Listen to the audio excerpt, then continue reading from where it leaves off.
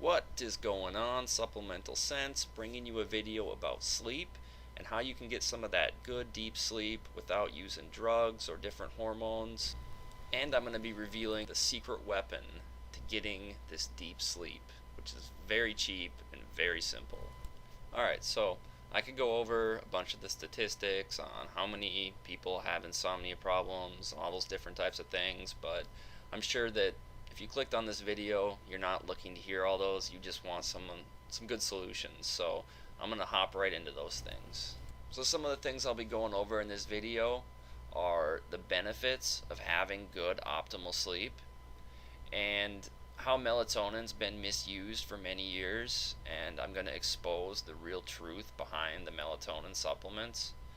I want to touch on good foundational tips just to naturally sleep well, and then I'll give you a list of some of the wrong supplements to be taking for sleep and why those are bad to use. And I will also give you some good supplements that you can feel confident in using. And finally, I'm going to give you my secret weapon for some of the best deep sleep that you can get. Have you ever heard someone say, "I will sleep when I die"? I've heard a lot of people say that, and these are mainly people that are the workaholic types. They just want to get things done, and sleep is of little importance to them. Well, what they're not recognizing is that sleep is very anti-aging, and it's almost like you're stopping your age clock when you sleep. You're regenerating things. It's kind of making up for time. So to just say that I'm going to skip out on sleep and keep working away is only accelerating your process to aging. Sleep is the great equalizer in life. It's pretty much trying to give yourself the homeostasis and bring up imbalances to where they should be. So this is great for hormone optimizing, and in turn, it improves your metabolism, it helps your brain to function right. There are so many things that sleep just naturally corrects that you should not be skimping on this, and you should be making sure that your sleep is quality sleep. You need dreams to accomplish your dreams. And that probably sounds like a corny metaphor kind of thing, which I think it is, but it's literally true. Like, you literally have to be dreaming and being in that state of sleep to regenerate and recover so that your days while you're working are super productive, and you can accomplish all the things that you want to. So what about the all popular melatonin supplement for sleeping? Well, Professor Richard Wortman of MIT was one of the first to truly study this for sleep. And what he found was the most effective dosages were between 300 and 800 micrograms. So what MIT did was put a patent on dosages under 1 milligram. That's why for the longest time when you went into a store to buy melatonin, you'd only see melatonins at like 3 milligrams or 5 milligrams, even 10 milligrams high. And the body never naturally produces that much melatonin. So you're putting yourself into an imbalance hormonally, and a lot of times the result is very light sleep. And then people have to keep taking higher dosages of it and higher until they don't really even know what to do for their sleep. This is certainly a case of more does not equal better. But thankfully nowadays there are places where you can find melatonin in like the 500 microgram range, or you can get a liquid melatonin that may be like a 3 milligram and then just take like a third of the dose or a fourth of the dose. I personally went through this issue, and I was up to taking about 10 milligrams a night and finding out that I was not sleeping very well. I woke up every morning groggy and feeling like crap. So that's when I really started digging deep into this whole thing. Okay, so on to some of the real solutions here. I think a lot of people know that they need to cut out their stimulants, but it's hard to do, and I personally think that caffeine is healthy, and I use a lot of caffeine myself, but some people are very sensitive to caffeine, and they should not be using it after a certain period in the day. Now, I generally say like 3 p.m., to not use caffeine anymore, but some people it might have to be like 10 in the morning, like some people are very sensitive. I'm personally not, and I could actually drink an energy drink at like 7 p.m. and still go to bed and sleep fine. But you kind of have to figure out where you are on that one and make sure that you're not putting yourself in a tougher position with caffeine. Also, should cut out some of these visual stimulants at least 1 hour before sleep. And this is another hard thing in our society with all of our little devices and constantly looking at screens. Just getting rid of that and letting your mind kind of wind down for an hour before you go to bed is always a good idea.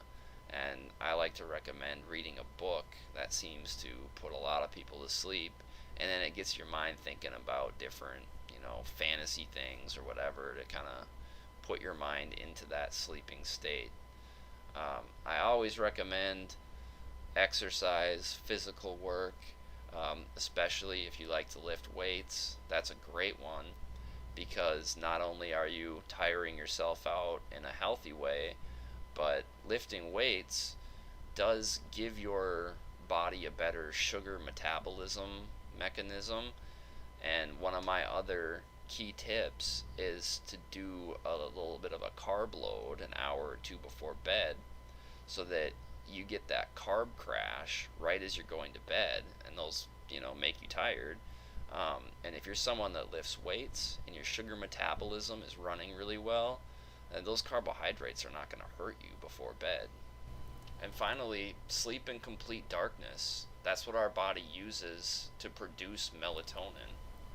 If you just incorporate a few of these things, you're going to notice a difference. So let's go over some of the wrong supplements to be using. So I already talked about melatonin. Don't go over 1 milligram with this. Stick in between the 300 to 800 microgram dosages. You should be fine with that. Hops is very estrogenic. I mean, it's right up there with soybeans and flax seeds and some of those ones that a lot of people know about, but hops is just as potent. So not only do men want to avoid this, but women should too, because excess of estrogens, put you at a higher risk for breast cancers and some of those type of things. Tryptophan, this seems to be one that a lot of people like just because they've heard that turkey has it and that makes you tired, so if I supplement tryptophan then I'm going to get tired and fall asleep. Well, that may be true, but what you're really doing to your body with a supplemental tryptophan is not healthy. For one, this stuff produces toxic metabolites. Its byproducts are toxic. It can suppress the thyroid function. It is an anti-testosterone supplement, and it's going to cause an excess serotonin release, and that's very inflammatory, and it's degenerative, leading to accelerated aging and excess cortisol production. So this is for sure one that you want to make sure you're not taking. 5-HTP, that's the direct precursor to serotonin, and it's a metabolite of tryptophan, so it's right along that same pathway, that same family. Stay away from both of these things for sure. And then, herbs are a lot of times put into sleep formulas, and that's fine if they're good herbs, but even if they are, you shouldn't be taking an herbal like every single day, weeks on end, just for the fact that your body builds tolerance to them, and they're not really going to even be effective after a while. So with herbs, if you want to use them and they're good herbs, then cycle them, just to keep your body, guessing, I guess, keeping these herbs very effective for you. And then finally, proprietary blends are normally horrible supplements. They only make them in proprietary blends so that they can give you a tiny bit of the awesome compound and then a bunch of crap, because they don't have to specifically tell you how much of each certain thing is in there. So it's an easy way for supplement companies to just give you a garbage product. I would always stay away from those. So what are the right products then? Well, my favorite one, besides the secret weapon I'm going to tell you about, is ZMA, zinc, magnesium, and vitamin B6. This is an awesome supplement for just calming the muscles, putting you into a more relaxed state. Plus, you're getting minerals here that you probably are deficient in. I know a lot of people are deficient in magnesium, so it's kind of a double whammy there. But I take ZMA every single night, and you can do it a couple different ways. There are ZMA formulas where you get the whole package in one pill. I like to take each thing separately, because that way I can get my good form of each one, the most bioavailable form. So for zinc, I like to use the chelated zinc or the zinc orotate. Magnesium, same thing, chelated magnesium. And then the B6, you can get the coenzymated B6, which is called P5P. And then it's not so big of a deal to have the correct ratio between these things. There is a little bit of a give there, so I tend to take about 30 milligrams of zinc, 400 of magnesium, and then I think just like 10 milligrams of the B6 P5P, and that seems to work wonders. Now the other, then we have GABA, or gamma aminobutyric acid, and this is an inhibitory neurotransmitter. The activation of GABA receptors has been shown to favor sleep. It decreases the amount of times you get awake from sleep, and it increases the slow wave sleep. I've used this stuff myself, and I can tell you that it does work, and you feel it pretty good. You want to take at least 1 gram. I worked my way up to using about 5 grams of this stuff, and you do get kind of an intense flush feeling, like you would with a niacin or a beta-alanine, but I kind of like that feeling, so I didn't really have a problem.